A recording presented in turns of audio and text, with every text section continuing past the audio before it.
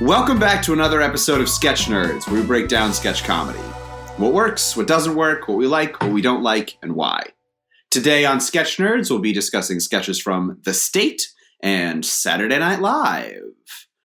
Joining me as a host, it's Isaiah Hedden. Hello. Seth Alcorn. Hello. And from DC's Brick Penguin, it's Amy Vance. Oh. I'm Andy Weld, and our special guest today is Curt Riedy. I didn't ask you how to pronounce your name before. Did I get it right? You killed it. Great to be on the show, Andy. I got that right? I mean, there's so many variations of the name Andy. Andy, Andy. I have no idea. Any vowel sound you could make, you could end the name with. Orlando. Well, Curt, welcome, and we're very happy to have you on the show. So let's start it off. Why don't you, can you tell us about your background in comedy? Sure. I just thought about this today, and I'm pretty sure the amount of years I've been doing sketch comedy, it can buy cigarettes now. It's not, technically it can't drink yet, but it can definitely buy cigarettes at this point, which is, I don't know, conflicted on that one, I think, a little bit. But so I've been with the sketch troupe High Dramma, based out of Philadelphia here, since about 2012. You know, when they said the whole world was going to end. Instead, we formed a sketch troupe. So that's kind of what happened there. And then, so I've been with them since, so that's just been about 9 years now. And I joined in as a producer for Philly Sketchfest in, I want to say 2014 was my first year helping out with that. And then I've been producing that show for almost 7 years now, which has been a wild journey, but it's been amazing being able to meet and hang out with and interact with so many amazing sketch troupes from up and down the East Coast and old Canada too. Yeah.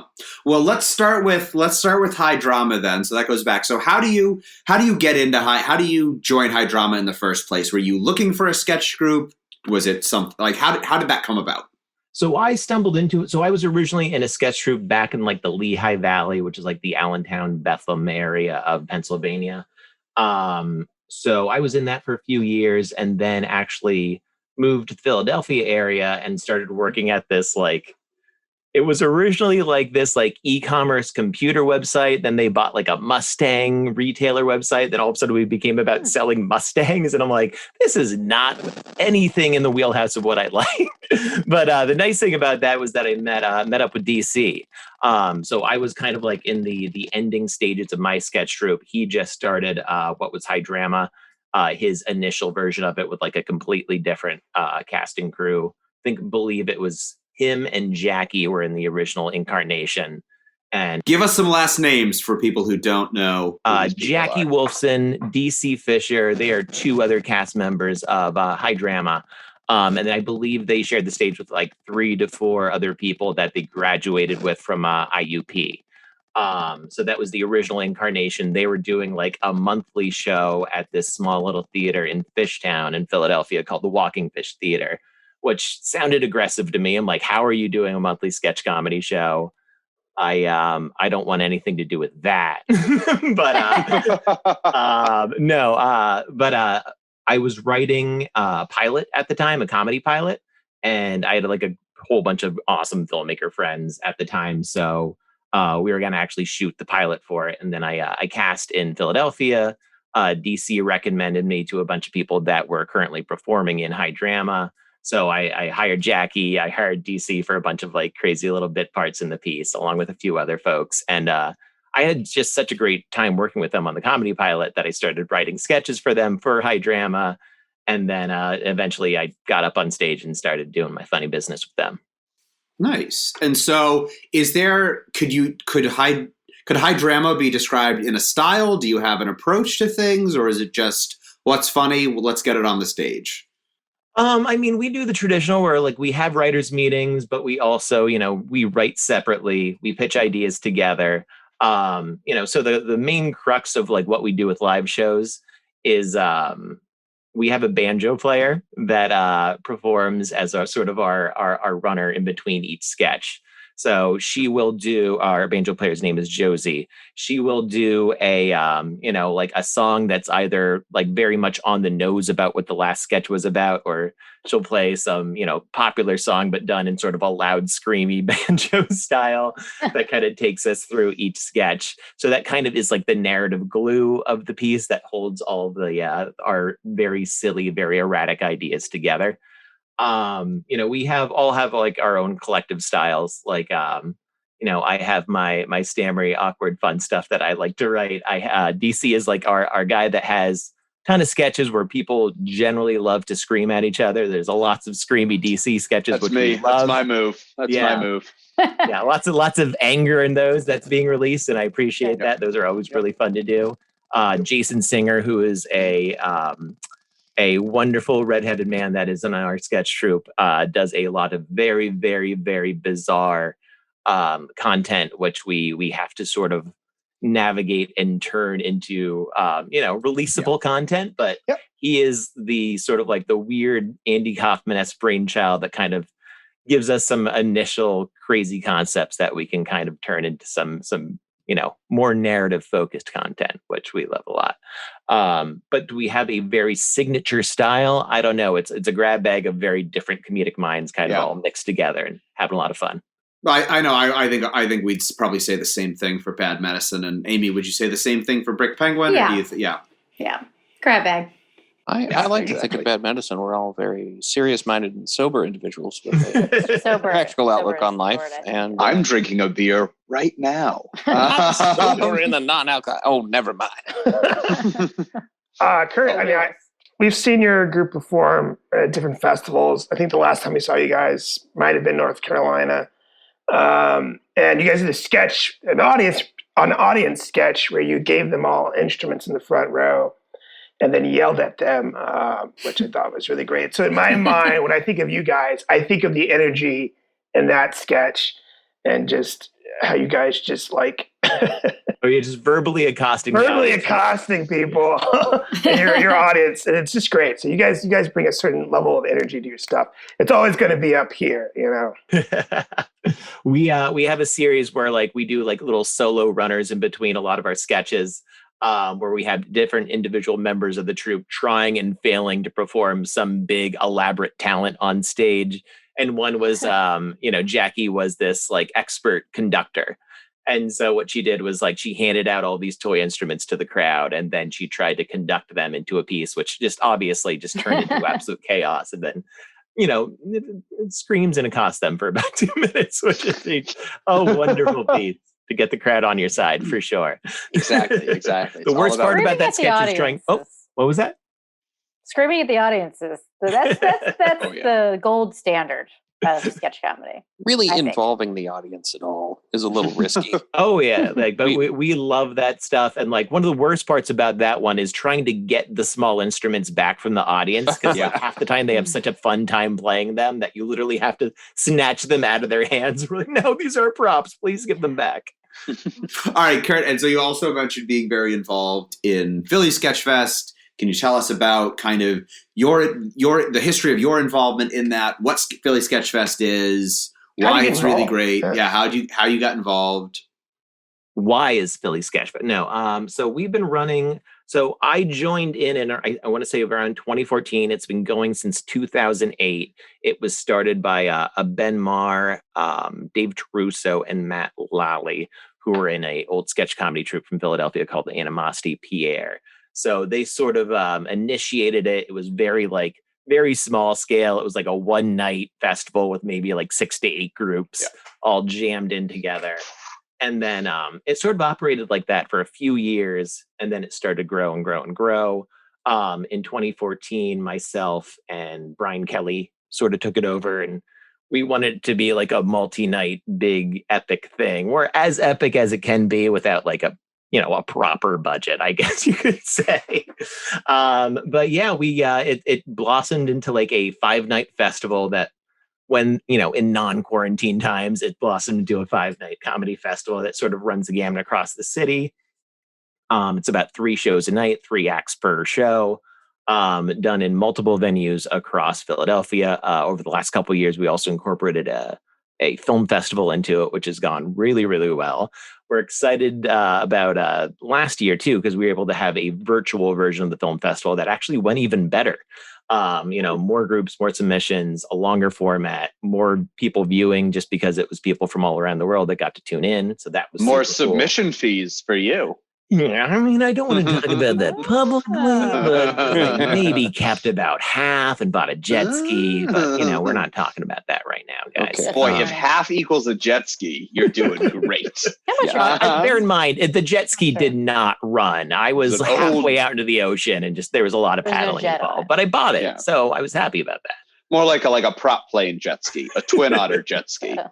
That's a plane joke for all you plane heads out there. So when you, as a producer, are you very involved in the choosing of groups? I think that's something that we've talked about with other kind of producers that have come on before, is like, how do you pick the groups? How do you pick that a group is definitely not coming? Like what goes into that sort of decision? I mean, there's multiple ways to view those submissions. Back in the day, I can't even imagine when people were getting VHS tapes and DVD mail-ins and having to go through each one of those. I know like the old producers would have like a DVD watch night where like all the producers would come over. They would just watch a DVD after DVD.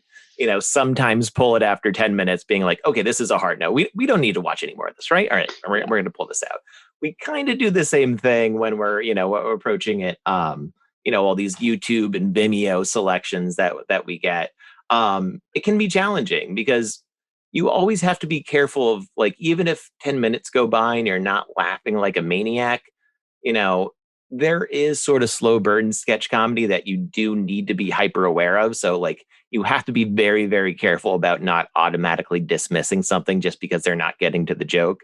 We did learn that along the way, and there's some great Philly sketch troupes that do more dramatic arcs that lead to one big punchline, and it makes the crowds go nuts. So you really do need to be cognitive of that when you're watching any of this. But you do know sometimes if people are like bringing a lot to something, but they just don't have either the comedic chops or the performance chops to really make you laugh. Like, you can tell all like the pieces are there to make that work, and it's not working. Yeah. So that's the stuff that you're like, all right, that's going to be maybe a next year if you get a lot better. Yeah. So you do always have those watch outs, but we always try to get like a melting pot. You want to make sure that you're not dealing with a bunch of 5-person alt-white sketch troupes, which is still about 85% of the submissions that you get for Philly comedy. Not Philly comedy, I'm sorry, to Philly Sketchfest, but all around the world, pretty much the same deal.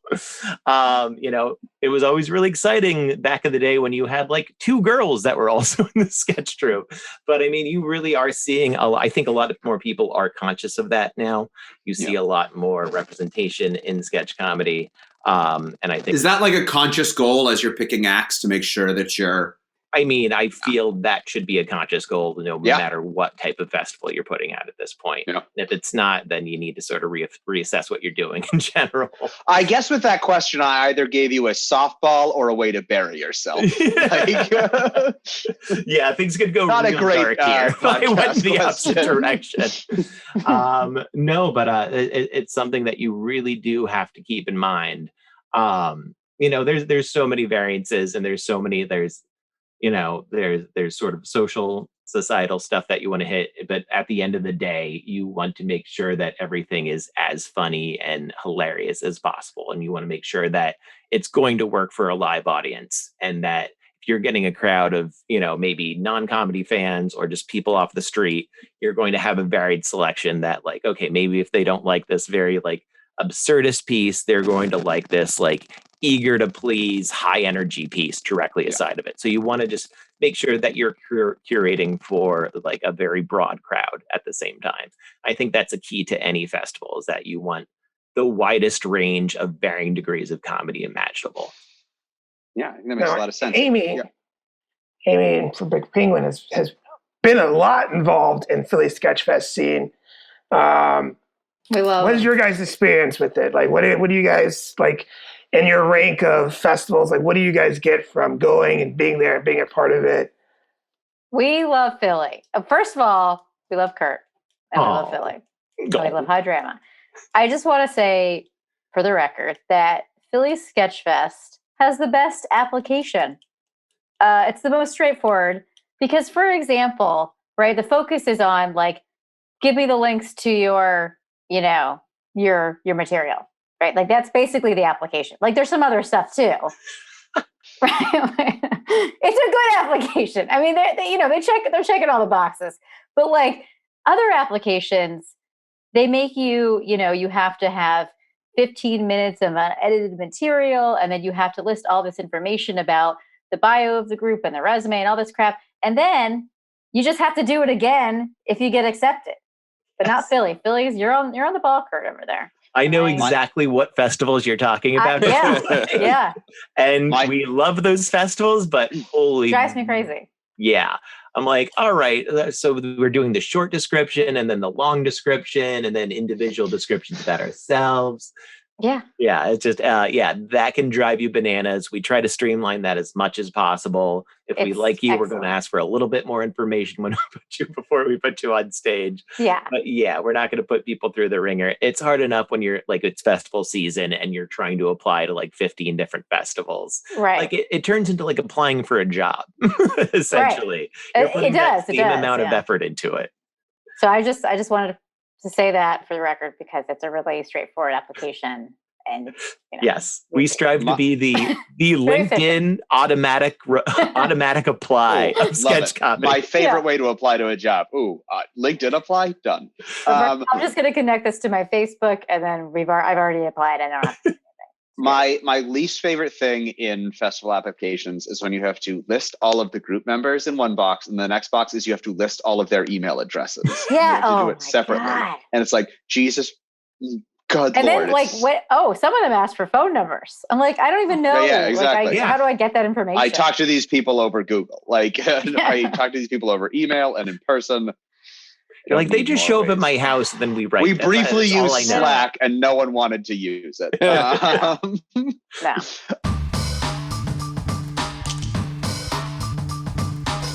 All right, well, let's get on to the sketches today. Curt, why don't you start it off? What did you bring for us today, and why did you bring it?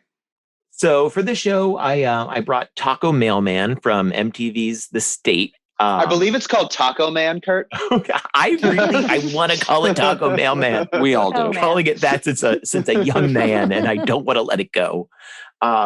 So it's very much like a relic of a long forgotten era of MTV when I want to say this is a sketch comedy show. It's not like back in my day, they used to play music. No, they just had really weird ass content that I would sneak downstairs at 11 o'clock at night and watch Liquid Television and The State and Beavis and Butthead and just all the stuff my parents were like, we don't want you watching this, but I'm like, well, I'm a teenager and I'm going to do it anyway. But The State was this insanely influential comedy series for me in my teenage years. It had this blend of absurdist and meta humor that seared into my brain at a very young age and sort of made me a very, very weird adult that continues to this day. And it was just almost like this counterculture alternative to the straight ahead comedy of SNL, I always thought. Yeah. And I mean, you could say that about Mr. Show, you could say that about Kids in the Hall, but for me, it being on MTV, it was a very, it was a breath of fresh air as far as sketch comedy was concerned. It was very weird. It was very straightforward. It was meta before I knew what meta meant.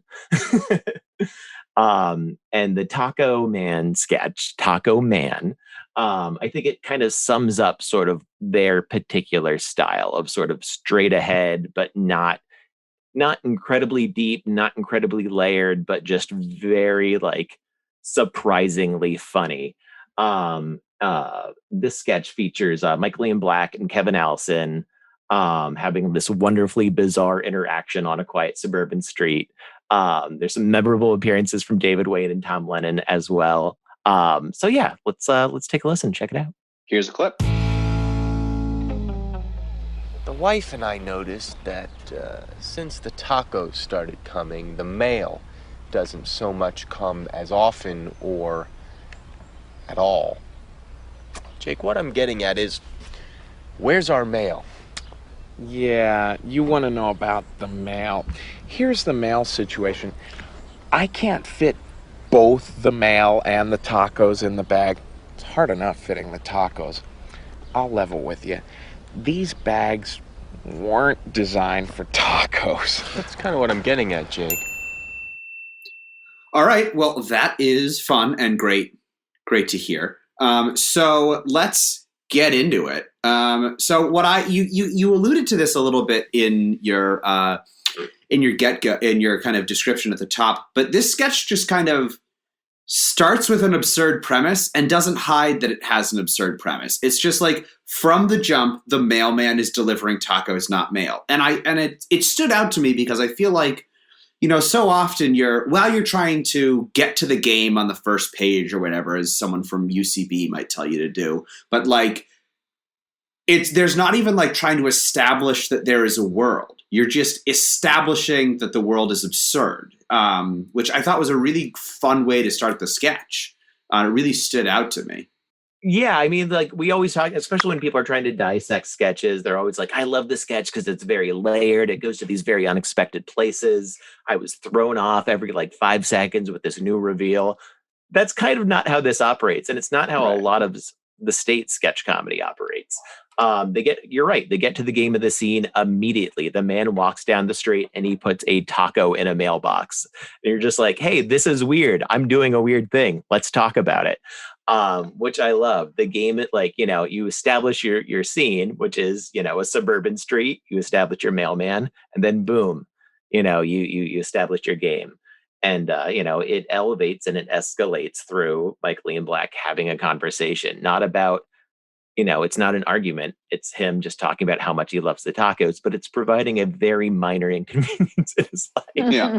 I guess in the 90s would be a much bigger inconvenience because now like 95% of our mail is just pure garbage, but you were getting important things in the mail. I showed the sketch to my wife and she kind of had she had that exact reaction, which was basically, well, this would have meant a lot more 30 years ago. And it's like, yes, yeah, exactly. The millennials are never going to get this. They're just fast. Exactly. Yeah, you're getting like 10% off like liquor, like wine club mailers now. Like, I would rather be getting tacos in the mail, to be honest, than half the stuff. Oh yeah. Oh, that's true. I don't. And with today's sponsor, Blue Apron, you can you can make your own tacos with the fresh ingredients. It's going to take 3.5 hours. Seth, as our resident actor, what I like about this sketch is that it's just a conversation, and the characters are speaking truths. Like no one's lying. No one's like they're just. This is my feeling. This is what I think is going on. And it's just very subtle and it's very like on point. It's probably one of the best acted sketch. Like if I went to audition for something, I would just do this sketch. It's there acting wise. Isaiah doesn't want acting jobs. No, I don't. But I'm just saying, like when I rewatched it like twice today, I was like, man, this is a really well acted sketch. How do you do that in sketch comedy? Yeah, I do agree. There's no deceit in this sketch. It's very straightforward. It's just two people having sort of like a like-minded conversation. And I always love that. I kind of teach that a little bit in the Sketch 101 too, is that like you don't automatically have to have two people like, unstoppable force meets an immovable object, and these two people like sort of pounding it out, aggressive, angry, someone's disrupting someone's life and that other person's going to give them hell about it. You don't need to do that in every sketch. You can have a sketch where like there is a minor conflict, but like maybe that minor conflict turns into these two people become best friends. There's so many other ways you can go besides negativity in a sketch show. And like, that's one of the things that I absolutely love about this sketch. And that it just establishes a world that does become like once the Tom Lennon character comes in, he's like, great tacos today. Like, I love that because that makes the world real. It's not just two crazy people having a conversation outside. Yeah. It establishes the entire universe and makes that whole thing come together. So I think this sort of like, I didn't realize it until I like read some of my earlier sketches too, is that how much that sketch sort of informed the dynamic of my pieces, where like, I do like sometimes like write in circles purposely because of this sketch.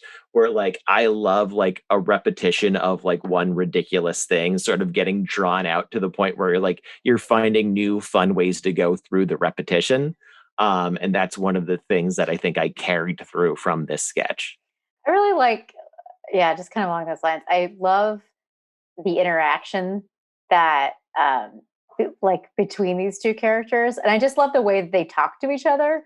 It just seems so specific, I guess. I mean, it seems like they're friends, but maybe there's just something more to this relationship, because like how close they get when Michael Ian Black is like, I love the tacos. Like there's just something there that just you can't understand it, but like something's going on.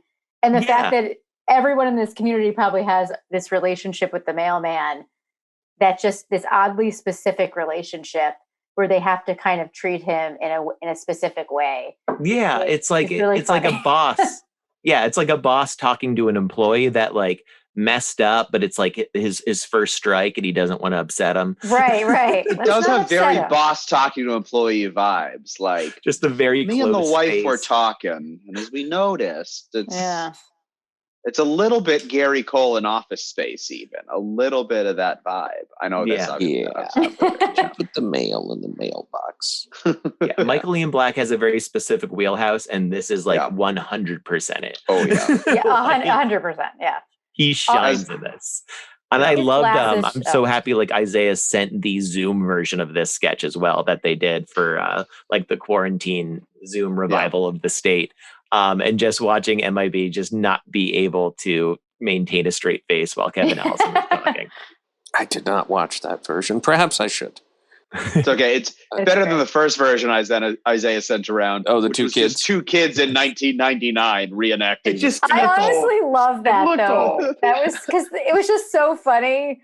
Like, actually just seeing a video from that time period is just hilarious anyway, because the quality is just so bad. And if I recall correctly, I believe Isaiah can maybe remember this, Isaiah and Seth.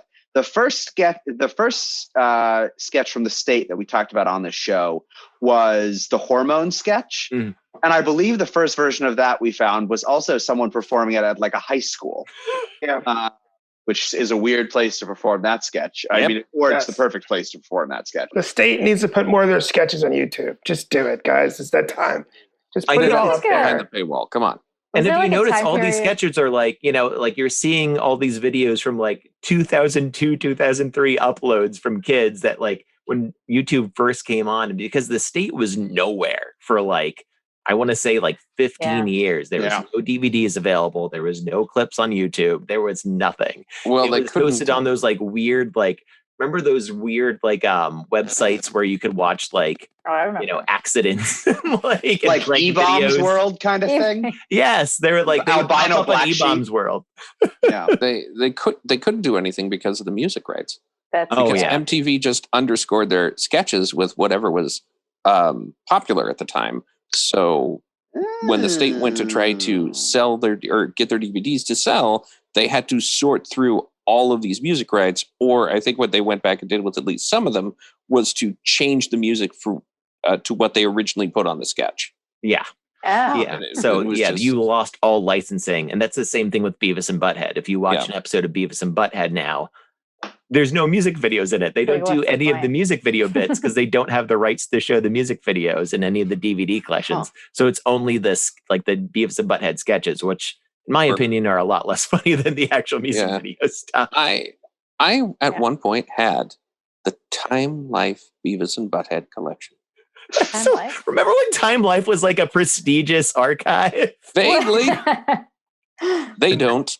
What else could you get on it? Just anything? Just any they're like book collections. They did book collections, but also Beavis and Butthead. Historical artifacts. Like Time Life would be like, like the collected like speech recordings of John F. Kennedy, like and things like that.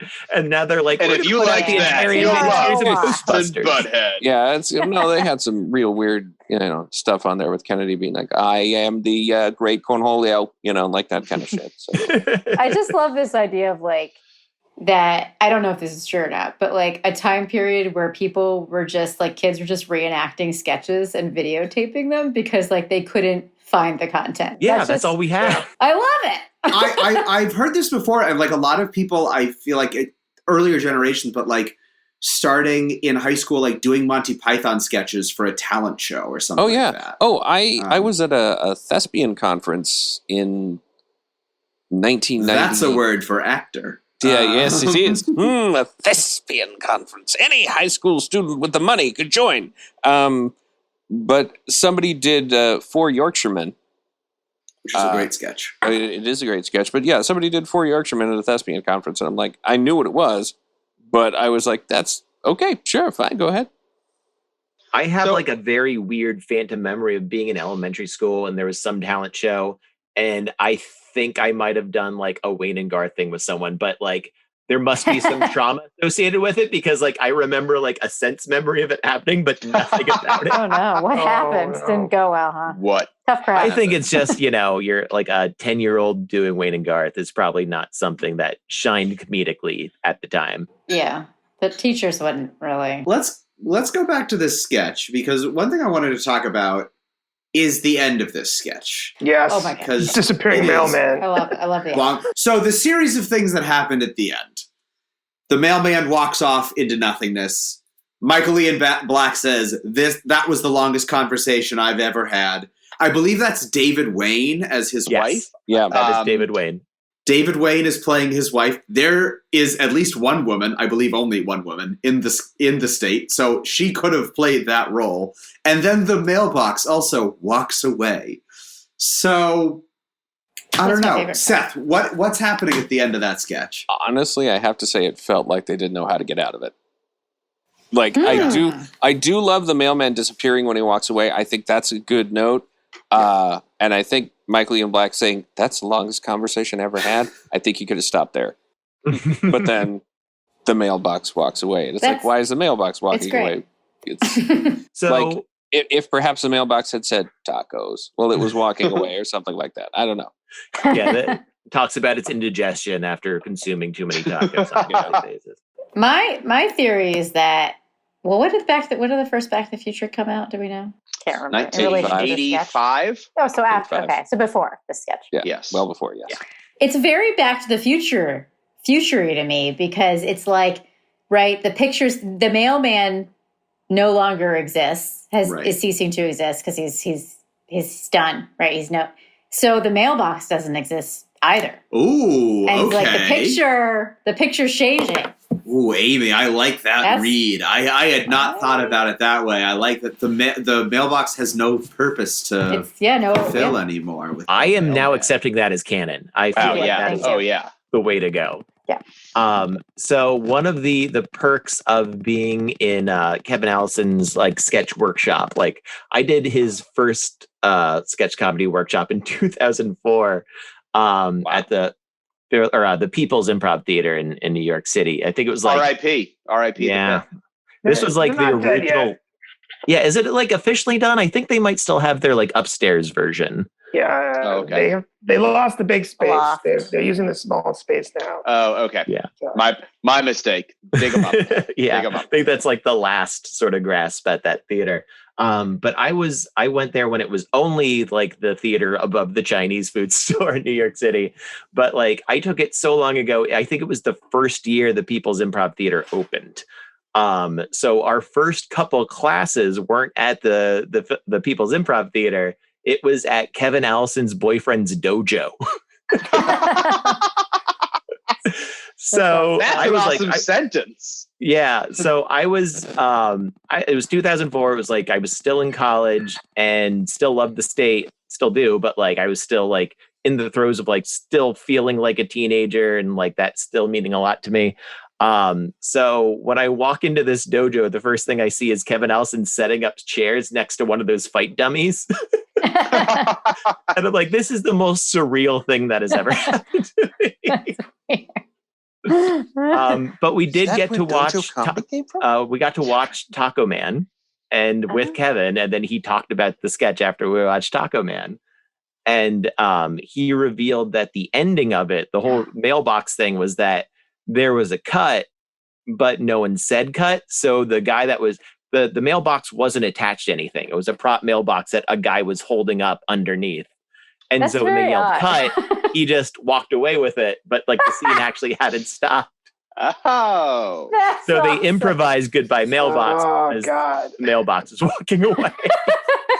I love that. I like makes Amy's answer better. I'm I gonna know. say. I No, I prefer like Amy's, I like for sure. I like this. I like the chaos of that answer. But That actually reminds me of a possibly apocryphal story about James Joyce. Okay. well, Great. don't just hint at it.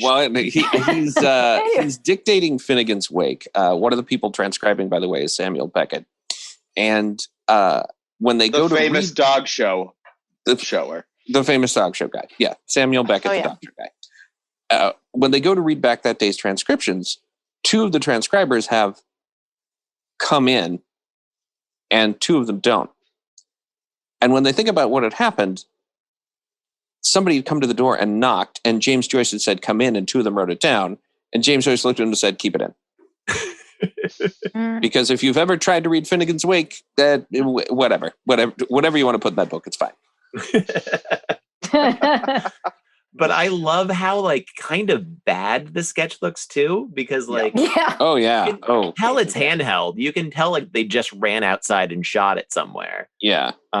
And I think that's why Carrie Kinney wasn't in it, was because like I think half the crew was shooting on location in studio, and then I think they gave David Wayne a camera. I think that's when he first started directing, because like he was just shooting all these like weird supplementary stuff for the state like this, and that's how he got that itch scratched. Well, one of the things I love of looking back on the state is just how many of those people are like cornerstones of like players in comedy shows now. Like, they might not always be the leads, but they are there.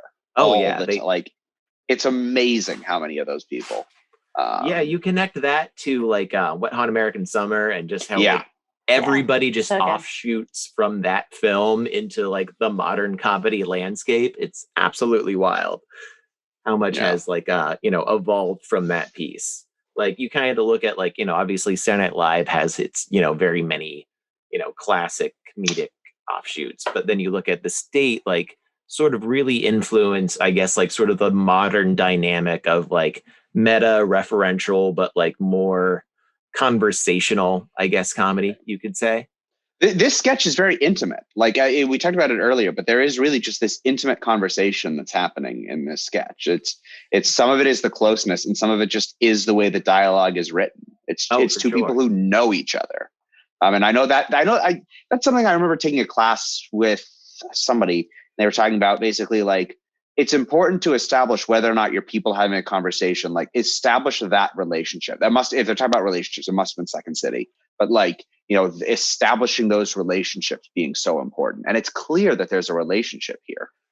Yeah, absolutely. I mean, obviously, if you're dealing with sort of like your comic protagonist slamming against your audience surrogate or your foil, like, yeah, those people generally don't have a relationship, because it's like, your bizarro person smashing up against the world of someone that just wants their situation to proceed normally.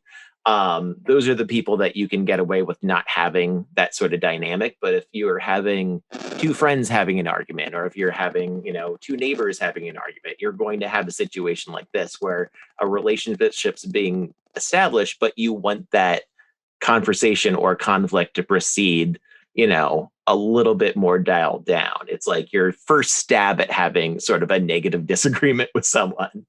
It's that sort of polite veneer that you add before you start getting into how you really feel about something. Can we also Right. just agree that Michael Ian Black's glasses are the third character? Yes. Sketch. I don't know if those just his normal glasses, but I'm like, those were the perfect glasses for this character. They're just amazing. You say tied the whole room together. You say his glasses, I say Kevin Ellison shorts, but I mean, Okay, the shorts were good too. I noticed the shorts as well. What about the bag?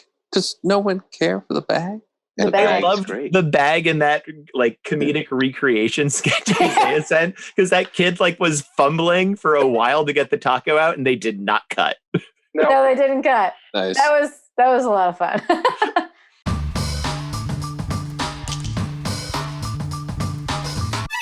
Hey, I'm AJ Schrader, and I believe everyone has a story worth telling, and also that I should potentially profit off of their stories.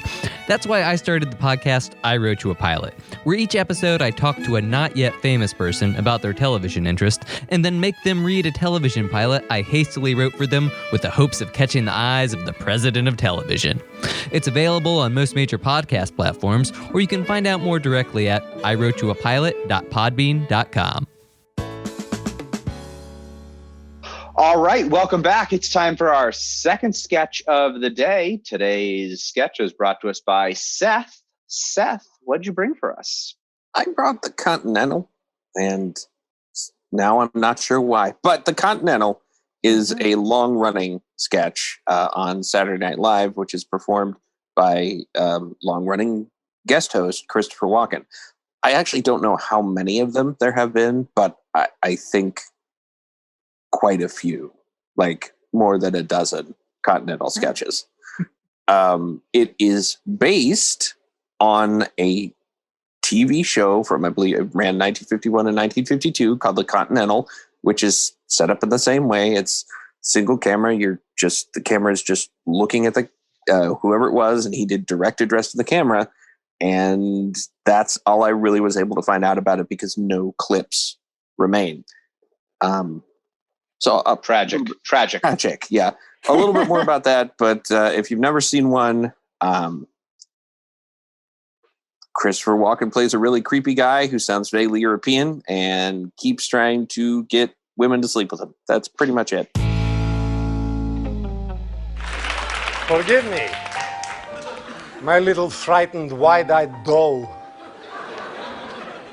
I see I've upset you. If I move away from the door, will you promise to sit and banter with me, if only for a few brief moments?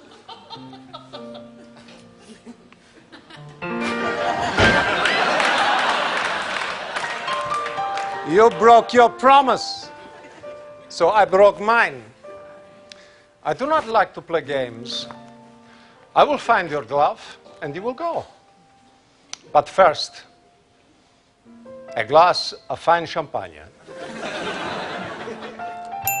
All right, Seth, as we saw, that's quite creepy. Yeah, But why did you bring that sketch for us today? Because when I was younger, so much younger than today, I I remember watching The Continental and just thinking it was hilarious. Perhaps because of the way he pronounced the word champagne, and also because of his desperation and in his attempt to get this woman to pay him some attention. Now that I am older and,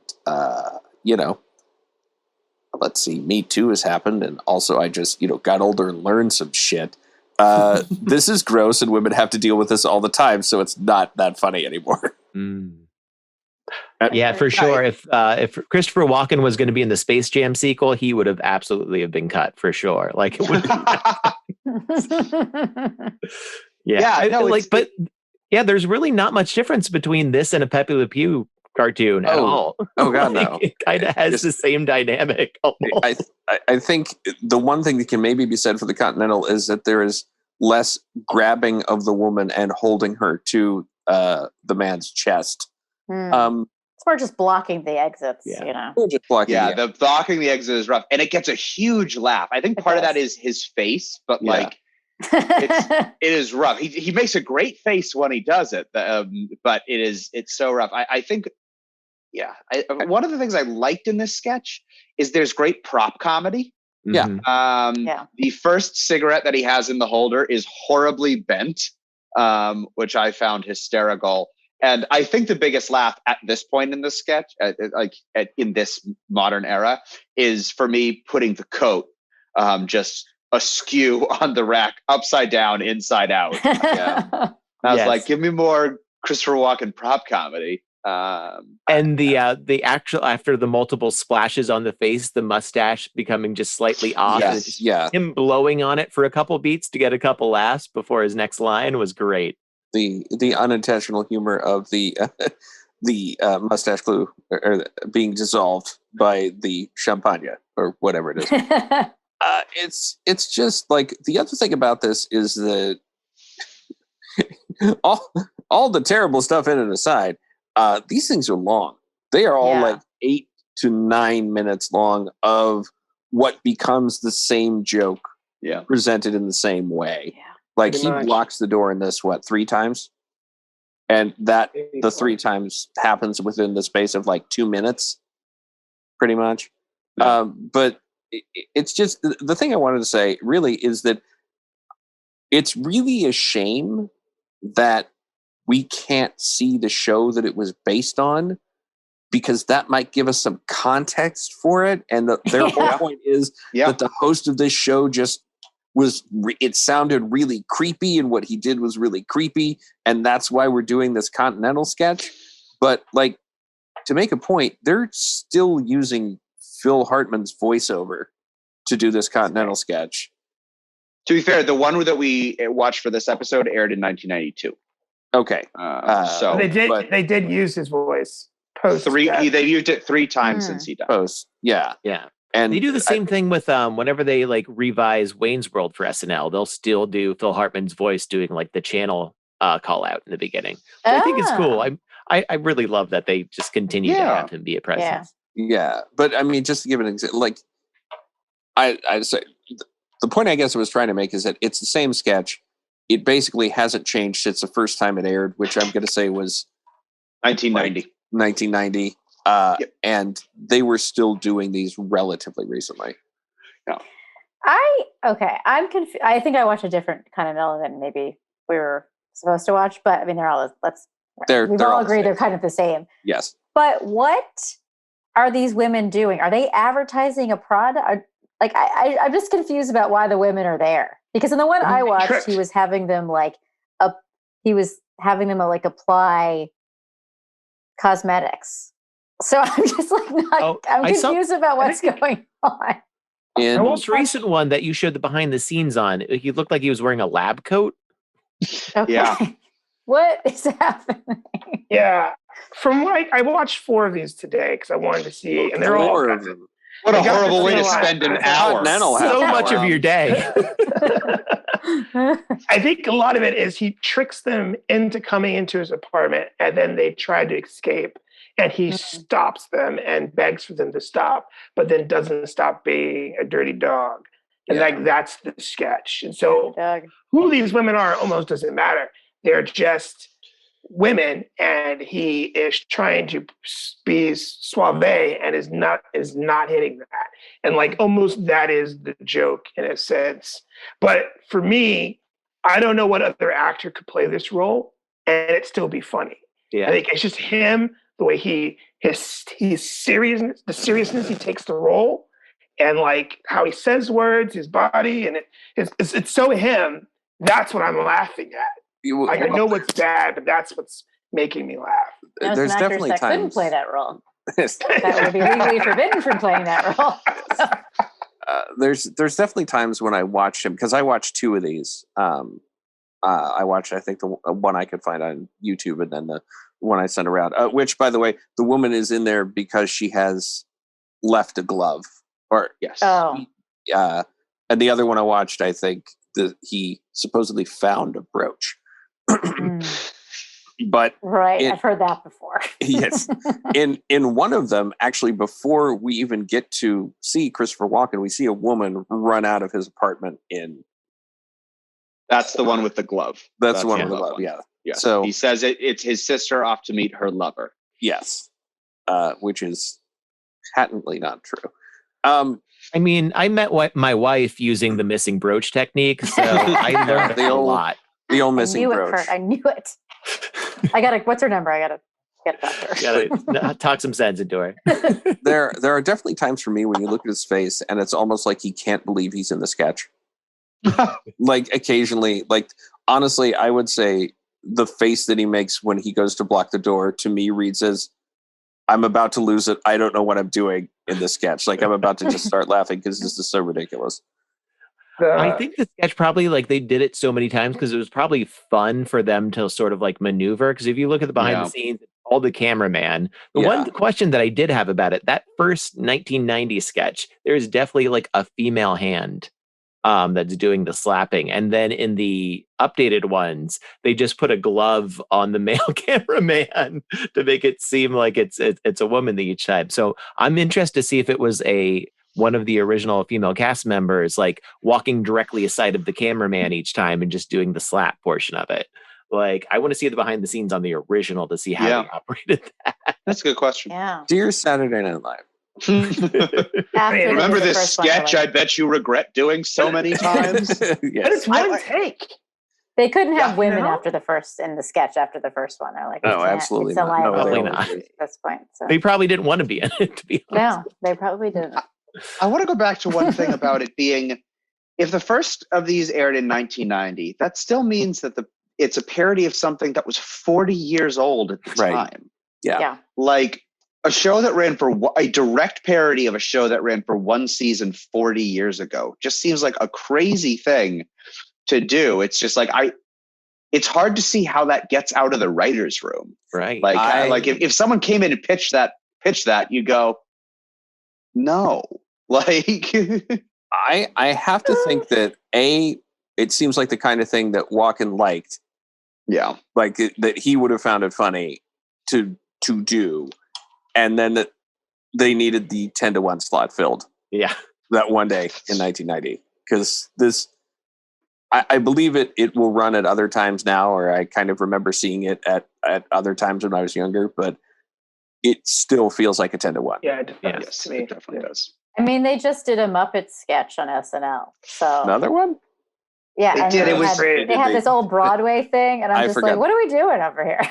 But at least the Muppets are like, they everybody had a loves show Muppets. come out this past year. There was That's all this true. news recently true. about how they edited some old episode, or they Mm-hmm. put disclaimers. The worst part about that sketch for me was the off-brand Muppet puppets they were using. Yeah, you could tell The that, not quite right Kermit the Frog and Statler and Waldorf. That was really rough. What And happens next is up to you. I think it's Well, and then just also because they don't know what to do with Melissa Villaseñor, just having her do a spot-on Lily Tomlin impression that had nothing to do with the sketch. They don't know how to use her. No one She's knows one of who their she most is, talented except us. performers, and they have no idea what to do with her. They've never really known how to use impressionist Like properly true impressionists. at all. They'll do like the montage bits like a couple times a year where they'll advertise, Those are fun, these celebrities are auditioning for this thing they'd never auditioned for. And then they'll run like a circle on that. And then you'll get like the actual impressionists trotting out their stuff. And then you'll get like these half-assed impressions from the people that don't usually do them. Yeah. Jay Farrow was the same way. Like they had him play Obama, but other than that, they didn't really have him doing like the stuff he was incredible at. He's obscenely good. That was her 100th show of SNL. That episode. Melissa Villaseñor? Mhm. Wow. That's how long she's been around. I was like, and how many? Like, we don't have like her sketch. We don't have a target lady for her. Oh. I'm like, what are you guys doing? She's great. Like, Yeah. The closest thing I can think of is like the one where she's like does bad dirty talk with Donald Glover. But that's just like a recurring sketch. That's not always her. That's like other. it's like one of her. That's If from her they're stand-up. I feel like underusing it's from her her- stand-up. This is just a thought. Is there any chance that she perhaps impersonated Lorne Michaels in a movie before she started on hope SNL, so. and I hope that's she did. why? It certainly could be the reason. Yes. Should this sketch have been performed so many times? Even if we say the content right, exactly from a Dave is content like, point no. of view, Yeah. from a content point of view, it's reprehensible. But from a joke construction point of view, the joke just doesn't change. It's the same joke every time. Like, how do you get the legs to do that? And obviously, that is a hallmark of Saturday Night Live, is to find a funny joke,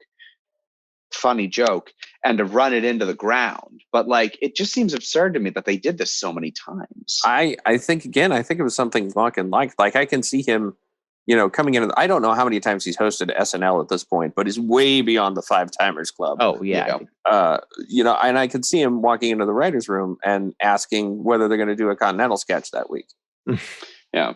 And so the writer's just thinking, fuck. They look at the previous Continental sketch and they're like, well, let's do 8 more minutes of the same. Well, I saw the most So recent fun. one, even though it was somewhat recent, it was still like 11 years ago at Yeah. this point. Yeah. So I would imagine if they brought it into the real world, they'd address it at this point, but it would still probably be a ham-fisted addressing of this character Yeah. for sure, because it's Saturday Night Live. Yeah. How would But you clean the sketch up? How would you clean this up? Like if a kid from your class brought it in and said, "This is my sketch. This is what I'm going to do." Like, how would you direct them towards safety with this sketch without telling them to rewrite the whole thing from scratch? Honestly, for me, it's the Continental in front of Congress addressing a panel of female representatives and just saying "wowie, wow, wow" after they point out like everything. Like, do you know that you make women feel threatened? Wow, wowie, wow, wow, and then it's like that kind of thing. It'd But- be fun for them to actually flip it and do like the point of view from the female perspective for the next one, just to like sort of like experience what she's experiencing and then actually give her a voice. Like it might be fun to just completely flip. But I mean, at the same time, you'd need people to be familiar with the sketch, which probably modern audiences aren't. But Well, again, remember, as Andy pointed out, this started out as a parody of something that happened once for one season 40 years ago. So this thing happened for 20 years. 10 years ago. So I'm sure that by that logic, it would be perfect to write a parody of the Continental sketch. Who saw, like, is it just one guy that saw the Continental assume. and was like, we're doing this? Must Did be. Lauren come in? Must He was like, be. there was. I this bet it was show, Lauren. Continental. Feels like it was Lauren. I really like this Continental. Yeah, exactly. I was 11 years old. No.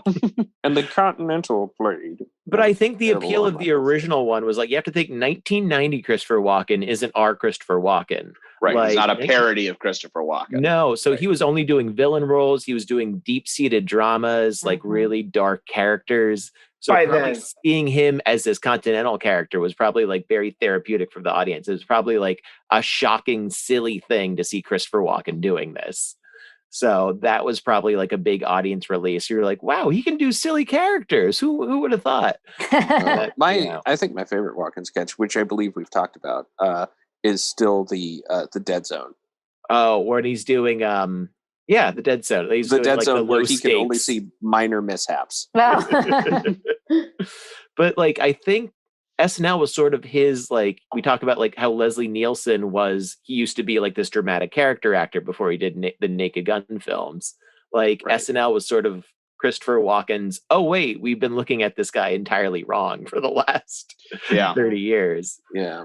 And then you definitely saw like a major pivot in Christopher Walken roles after he started appearing on SNL. Well, it's just interesting to me because he had to pivot into the villain roles, right? He started doing musicals on Broadway. That's right. And he was a did sex The Sound of symbol. Music. Was he? Yeah, at some point, I want to say the 70s, he was considered 70s, early 80s. He was considered pretty much a sex symbol. Wow. All right. Exotic in his look. okay. So I looked up the guy he's playing from the Continental, Renzo Sassana, who is Italian. He's an actor, writer, composer, songwriter. None of his music is on Spotify, unfortunately, but you can listen to the things he's doing they have music, 2-minute songs, and he's just talking through the whole thing. It's almost like a spoken word. And he's got like, I would say for that era, a very sexy, Barry White, deep voice. And so I think he's kind of taking that persona and stretching it out to be this odd thing. And I think for that time, in the early 1950s, this guy, what he was doing and being Italian was desirable. And Swarthy. Yeah. And dang. from the early 90s, they're looking back at this. They're probably doing what we're doing now, being like, this guy's a creep. This was really weird what he was doing this. And so then they just did it, but then they kept doing it. And so now we're looking back at what they were doing and going, I don't know if you guys needed to do this often. Certainly not. Not 12 times. I think Yeah. it's interesting. I forgot that the guy was Italian because I looked it up a little bit too. It's interesting to me that the guy they based it on is Italian, and Christopher Walken is for me, hitting somewhere around Germany or Central Europe. Yeah, it's I definitely. could not discern an accent. I was like, I don't know what Really hard to this is. pinpoint. Yeah. He's from the continent, and that's all right. that matters. All right. Well, let's move on to the final part of the show. Curt, have you come up with some kind of rating system for us to rate these sketches? I'd say like maybe like we could go at like 5 out of 5 walking mailboxes. 5 out of 5 walking the mailboxes. All right. Well, why don't you start us off then? How would you rate Taco Man from the state? Well, I mean, it definitely influenced the sort of like the writing that I've done. It sort of influenced my sort of just general comic sensibility. I'm going to give it, 4.5 out of 5 walking mailboxes 4.5 for out of sure. 5. All right. 4.5 out of 5. Amy? I don't want to give it more mailboxes than Curt did, but I really liked it. And I think I'm going to give it a 4.5 walking mailboxes only because I'm a bit disappointed by the explanation of the mailbox. It breaks your head canon. It breaks your head canon. But it was great. I loved it. Yeah. Seth? I have to say this is not my favorite stage sketch. I'm going to give it 3 out of 5 walking mailboxes. What's your favorite? That's a tough. Barry and Levon. None of your business. The kabuki one they do, where so many of their comedic universes intersect. Porcupine Racetrack. Oh, it's so good. Yeah. I think my very close second, it would have to be Sideways House. If anybody's familiar with Sideways House, it just opens with it's like a sitcom premise. It opens with like a very long opening theme song. They live in a sideways house with slanted doors and walls, and then they kind of pan across this sideways house, and it's like it opens up very silly, and then it starts with like the dad walking through the door, falling on his face. It's like, damn you, Sideways House. And then they find out their son is dead because he fell from the bathroom. Oh, jeez. And then it just goes right back into the sitcom. That kind of reminds me of Just the 150,000 of Us or whatever the one that was, which I also adored that. All right, Isaiah, how many walking mailboxes would you give this? So I'm going to give it 1, but it's going to be the apartment complex mailbox where it's just like a bunch of mailboxes all packed together. And your mailman sits there with one key and he's got to like open all of the doors. This is Isaiah trying to be fun. It's weighted. It's a weighted mailbox. Oh, jeez. I love this sketch. I feel like my writing wants to be this, where it's simple and it's just very human, but a very absurd world. And I think that's great. I'd love that kind of stuff. And this is great. Thank you for bringing it, Curt. Yeah. I think I'd give it 3.5 walking mailboxes, maybe 4. For me, and I know it's kind of the antithesis of the sketch, I just wish it had gone a little bigger than it did go. And I know the whole point is that it's not going bigger, but it's just, from what I like, I would have liked it to go bigger. It's your sensibility. Sure. Exactly. All right. And so now on to the Continental. Seth, how many walking mailboxes would you give the Continental? I'm going to give it none. I'm going to give it 1 walk-in mailbox. Oh, come on! You had to see that coming. Oh, I really should have. You really should have, buddy. It's 1 walk-in mailbox where he comes on and says something racially insensitive in a Quentin Tarantino movie. That walking, firing on all cylinders here. Yeah, there you go. Isaiah, what would you give this one? What's the graphic, Seth? Thank you for that. I honestly give it 2 mailboxes. I understand that it is the topic itself and the scenario and him closing the door and being very aggressive. It's just, whoa, that's like, ugh. And then it's like 9 minutes of that. It could have been like 3, get the joke, haha, get out. But they don't, it's this SNL 9-minute sketch. But I love his performance in it. And I love the behind the scenes video that I shared with you guys earlier.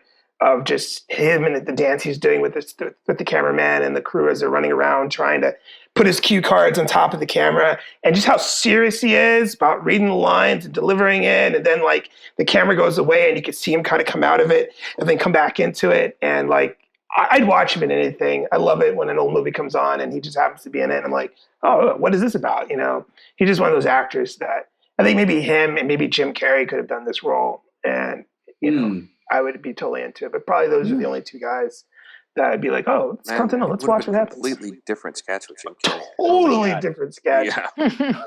But I think you could kind of hit the same creepy beats. Yeah. And get away with it, sort of.